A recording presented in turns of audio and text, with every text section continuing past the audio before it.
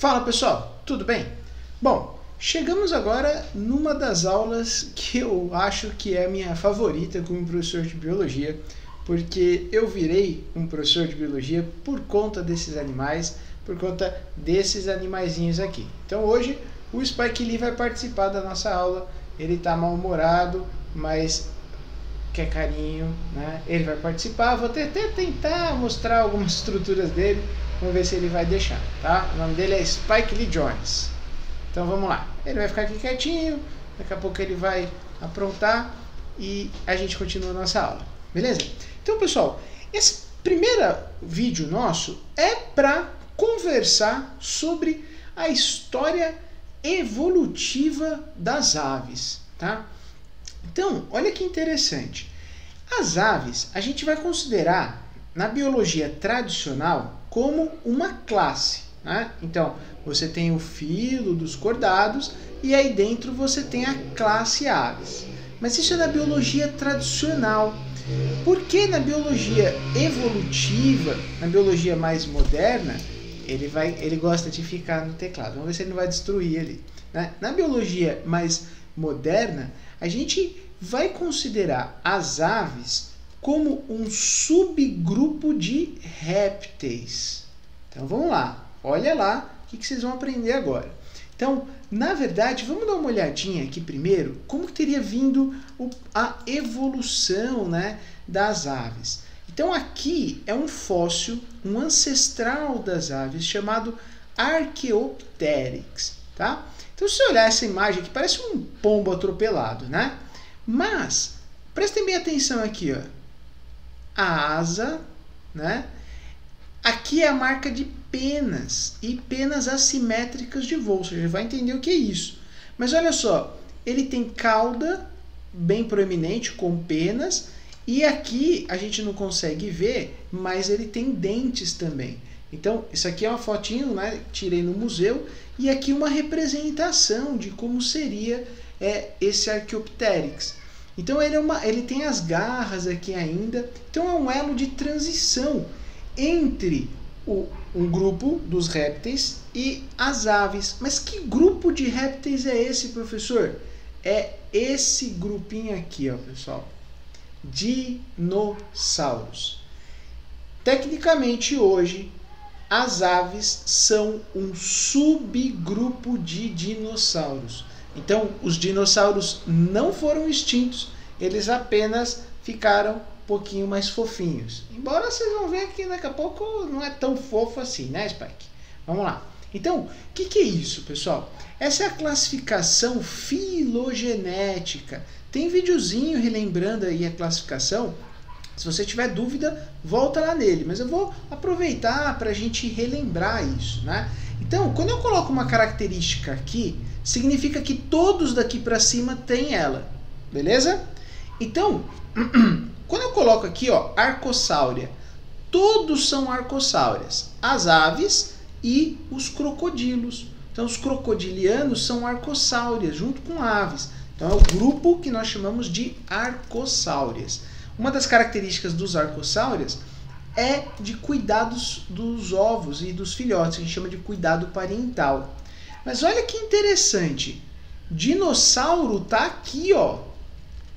Então todos daqui para cima são dinossauros, inclusive as aves, tá? Então as aves são um subgrupo de dinossauros. Daqui para cima todos são dinossauros.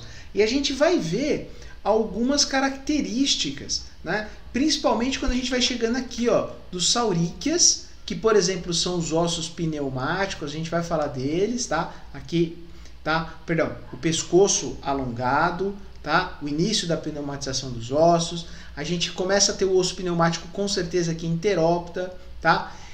Aí a gente vai ter mão com 3 dedos, o tal do ossinho da sorte, a fúrcula, tá?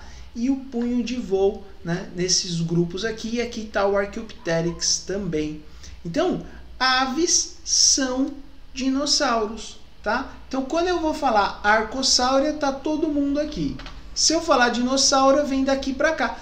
Pterossauro não é um dinossauro, por várias características. Eu não vou ficar aqui entrando em paleontologia, nem sou um paleontólogo, tá? Mas é interessante você saber disso, tá?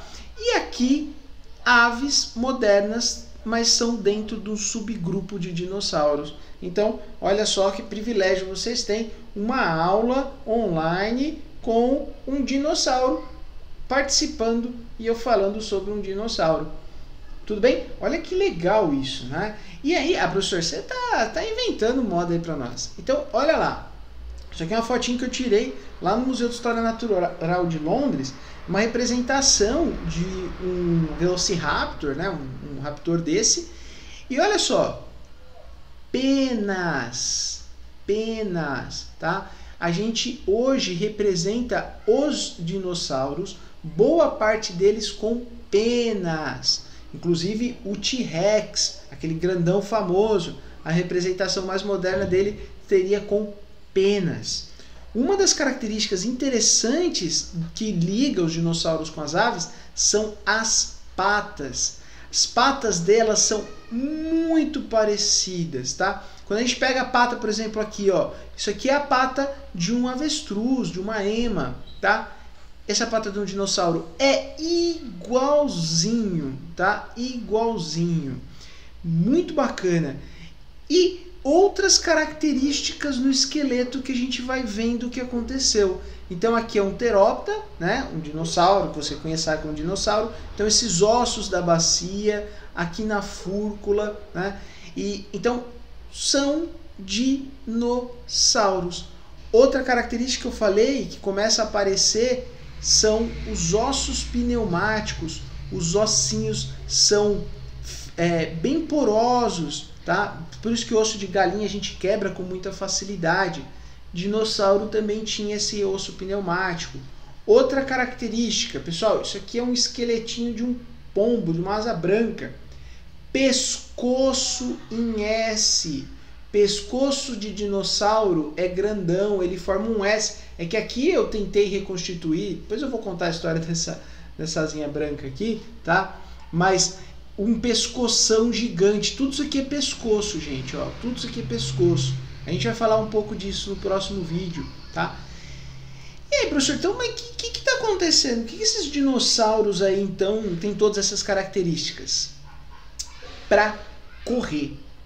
Uma das características seria que os dinossauros começam a diminuir, eu sei que é a densidade, mas eu vou usar o termo peso aqui para facilitar, o peso do corpo, vão ficando mais leves, tá?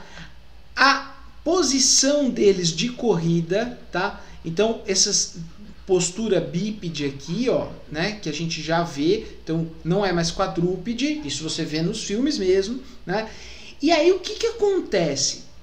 Quem já correu atrás de uma galinha, já viu alguém correndo, né? Todo mundo tem galinha em casa que nem eu, mas quando ela quer correr mais rápido, ela bate a asa.